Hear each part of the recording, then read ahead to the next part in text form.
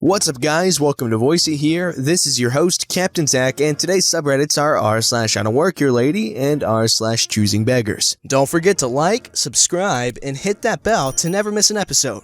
This story is called, I'm in a hotel and people are asking me questions and I don't know why and, in fairness, I was probably the stupid one for not realizing what was going on.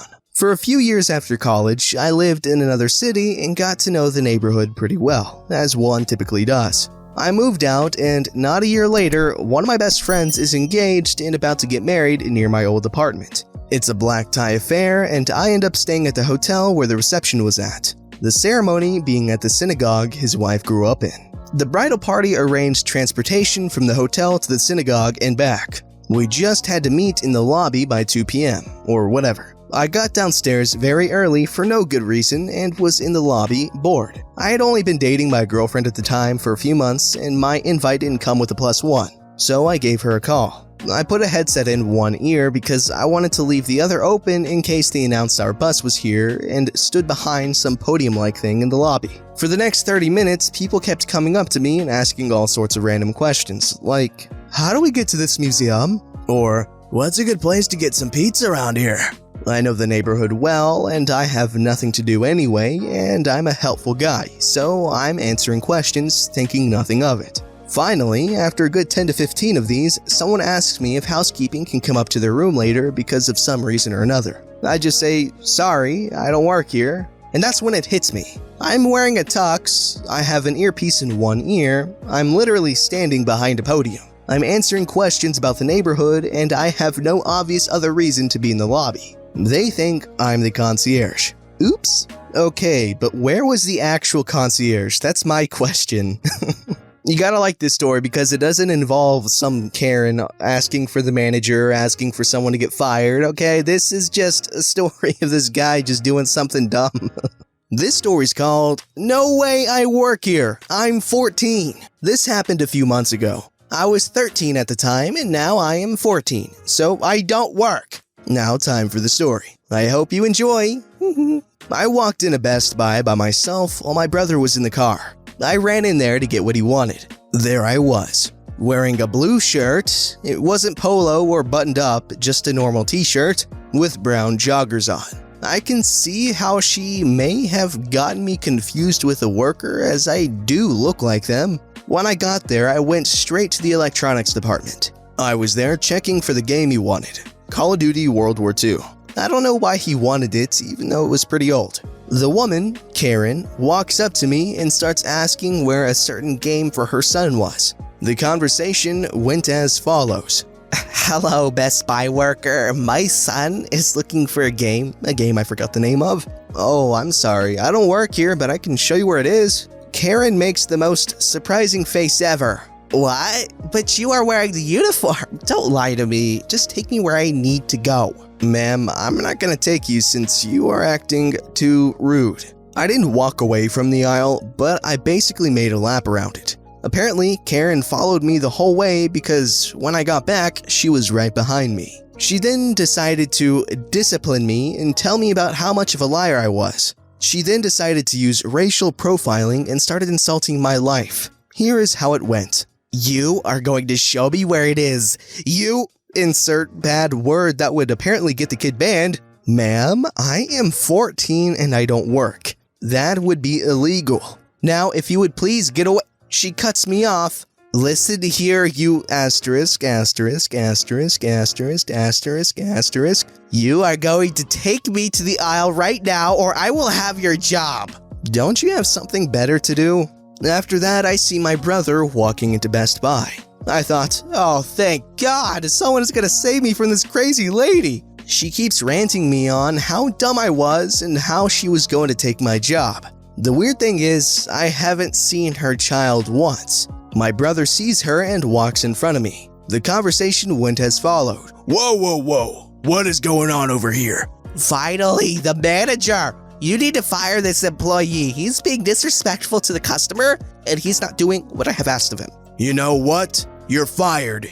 Me? You have done this too much, you lazy bum. I got confused for a while before I realized how it made Karen look, and I went along with the acting. Okay, fine. I take Call of Duty World War II, buy it, and walk into the car. The whole time, Karen was looking dumbfounded because I just bought a game, and I sat in the passenger seat, not the driver's seat. My brother hops in and drives away with me.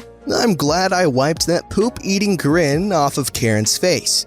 I have never seen her since. Thanks for listening, have a good day, mates. How do you not tell if someone's 14? I feel like 14-year-olds aren't old enough to, look like a full-on adult. And the brother, why World War II? Okay, the game was alright, but would I say it's worth going to Best Buy just for purchasing it? No? What? Okay, there's just so many weird things about this story. And stop being racist, you dumb Karens, gosh. This story's called, Husband's Manager Wanted Us to Throw a Mexican Party for Our Wedding and Invite Her and Everyone Else. I just remembered this. I don't know why I waited for more than a year to tell this story. My husband probably told this when we were in the car and I forgot. My husband works in a dish room at a hospital, so vacations have to be requested at least 3 months in advance. He requested to have the entire month of September off last year so we could get married about 5 months ahead. And he got the okay. For years, we decided that we wanted a small wedding with only family. Because I don't know a whole lot of people otherwise, and I didn't want complete strangers to outnumber people who I do know. I didn't want to feel uncomfortable at my own wedding. I do know most of his family who came, which helped. Within those 5 months, another person was hired as a manager because she's friends with HR, and she tries to use that to her advantage. She already got a couple people fired when they tried to complain about her to HR apparently. She saw that my husband had the entire month of September off and asked him about it during his lunch break. My husband said, paraphrasing, "I'm getting married in September and going on my honeymoon after." "Oh, when am I going to get my invitation?" You're not. It's going to be family only." "But that's so small! You should have a Mexican party and should invite everybody." We're not Hispanic?" No. A Mexican party has over 100 people. I was invited to one once and it was fun. You should invite the whole dish room." My wife's anxiety would shoot through the roof if I invited 100 people she doesn't know. Also, there needs to be people here to decontaminate the dishes. "We can leave them for the next day. I know this great Mexican restaurant you can get catering from." "We're doing Jimmy John's." "That's so cheap. Does your fiance know that you're so cheap? You should do this restaurant I like so there's plenty of food to feed over 100 people. Is the cake big enough? I can bring wine glasses if you don't have enough. I like this brand of wine." We're doing it outside at a public park where there's no drinking allowed and there's only going to be about 20 people. "That's not fun. What's a party without alcohol?" People are going to be driving and there are going to be young kids there. My fiance can't drink. And I'm not going to put out a bunch of money for people she doesn't want there. "More people means that you'll get more money as gifts." "You're not invited. I have to get back to work." "That's not fair. I want a Mexican party." Then you can throw one yourself," is what he wanted to say. Instead, he was just like, "Okay, I'm going back to work," and walked off. He complained about her reminding him to give her an invitation every time she saw him. She didn't know where the wedding was. I'm not really even sure if she knows where we live, so she couldn't try to sneak in. She also didn't know the exact date. She did try to call him into work a couple times in the middle of the month, but both times my husband was like, "Sorry, I'm in California. We live in Wisconsin." He suspects that she's trying to find something to get him fired for, but the other managers won't have it. I think there's 3? So many people come and go, so I lost count a while ago. And for the record, I planned the entire wedding. I mean, we both discussed what we wanted, but I'm the one who chose the specifics, like food and location. I chose Jimmy John's because it was outdoors around noon, so I didn't want people sleeping on the picnic tables. That and my parents had sandwiches at their wedding, and I remember that little detail. I was 3 or 4 when they got married. And I chose a park that has a nice field and a small playground for my niece and one of my husband's cousins. Or second cousin? I can't remember. They were both 3 and 4 at the time. I don't understand why she kept on calling it a Mexican party instead of a big party. I'm not even sure if the party she went to was being thrown by anybody Hispanic. Okay, what in the world is wrong with that lady? She needs to realize that this isn't a party, that this is a wedding, a pretty important day for most people, I feel like. Like, geez, that woman's behavior was just completely inappropriate. Like, where the heck did you get the name Mexican Party? Like, is that offensive? I feel like it should be offensive. This story's called Price Match Doesn't Work Like That. This happened in 2016 when I worked for a supplement store. I was the store assistant manager and training up a new employee. A woman walked in and began looking through various things. I noticed right away that every time she would look at a product, she would play on her phone a minute and then put it in her basket. She played around the store for about 30 minutes. Now, in this 30 minutes or so, we must have offered to help her 20 times, or at least asked if she had any questions. Literally every time we would, she would just say, "No, I know what I'm doing." Well, most people who know what they are doing don't have to research everything on their phone for 5 minutes after seeing a product. But I get it, some people just don't like salespeople. Now, here is where things get sticky. She comes to the counter and I begin ringing her up. I ask her if she's a rewards member. She explains, "No sir, and before you ask, I don't want to be either." Okay, fine, no biggie. So I continue. The woman mentions that she could get a lot of supplements from another store much cheaper, and she knew for a fact that they were the same ones. I explained we would price match them if she could prove the pricing to us. She absolutely refused. "It's not my job to ensure your pricing is fair. That's your job. You need to dig through that for me." Unfortunately, ma'am, our policy is strict that you must come in with proof of the price difference to get this feature. But as a courtesy, if you tell me the discount and it's not too extreme, I'll honor it this one time only. I swear, this is what this woman said to me. "Okay, you have a serious attitude problem and I'll need your customer service number to let them know about it, or you can offer me an additional discount on my products for my inconvenience." I get paid over $30 an hour for my work, and if you expect me to research for the price match, I would also be sending you an invoice for my time. My son is up the street at insert college here, making history, and he needs these things to help him perform in the field. How dare you ever try to keep that from him? And furthermore, price matching is where you businesses gouge the crap out of the price and then reward those who aren't stupid enough to fall for your company being sleazy. So you had better just note in there that these are the prices I pay every time I come here. Now, as for today's purchase, I believe the discount at the other store was almost 50% off. So if you can make it an even 70% for everything, then you'll have satisfied my original request and accounted for your terrible misbehavior. I look at her for a minute and prepared my response. "Ma'am, I was willing to help you out, but now I am not. The store's policy is clear that you must come in prepared for price match. No proof, no price match. Now, I will not be doing anything without that. And ma'am, I am so sorry you feel as though I was rude. I understand some people don't like how the rules work. No worries. Here we offer a great customer complaint system. Go to the website and submit. If you don't have a computer, call this automated line. Your total today is full price." This woman literally just said, "Oh my god," and "This isn't over," when she stormed out of the store. I guess it was over because I never heard anything from it again. Oh my gosh, $30 an hour, good job, woman, but that doesn't mean you get to walk all over employees just trying to help you out. Goodness, what is with all these Karens just being such jerks? Come on. This guy was just doing his job and he was even breaking policy for you because he was being kind and you just spat in his face. That's kinda messed up if I'm being honest, but moving on. This story's called Selling My Old Graphics Card to One of My Mom's Facebook Friends.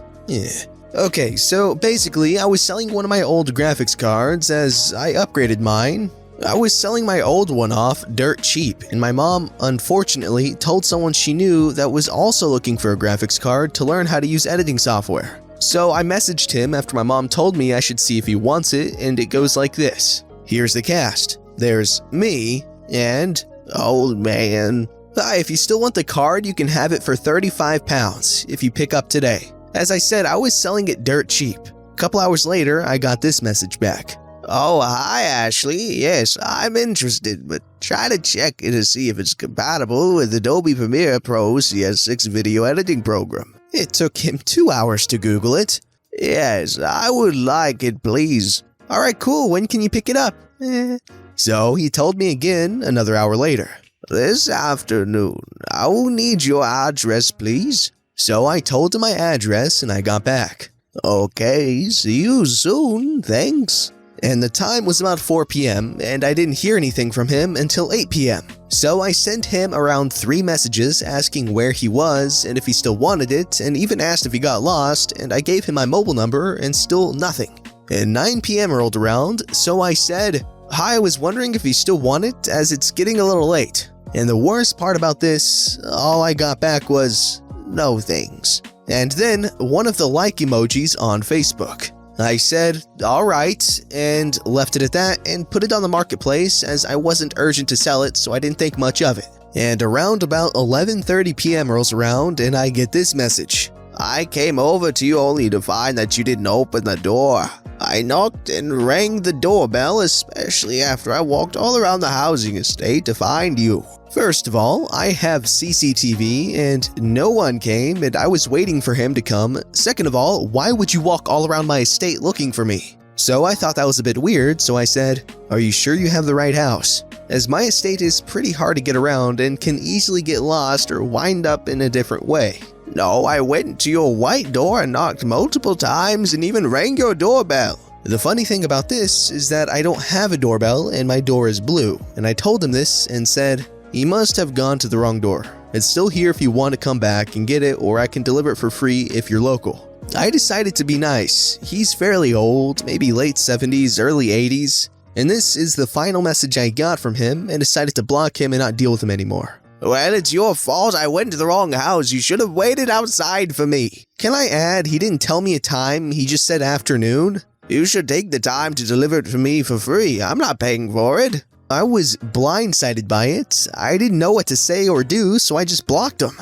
20 minutes roll by and he freaking calls me screaming and shouting down the phone saying, "You owe me petrol money and the graphics card." And I couldn't get a word in edgewise, so I hung up. It's around 1 a.m. right now and I need to go to bed for work the next day, and he kept calling, so I blocked his number. And in the morning, I told my mom, and apparently he came into my mom's work saying I was shouting at him and saying I wanted it 5 times the amount I said I would sell it for, and one thing led to another, and he's now banned from my mom's bakery. He goes there pretty much every day and tries to go there every week when he thinks my mom's not working, but all of her workers that know him don't let him in. Okay, first of all, punctuation, please.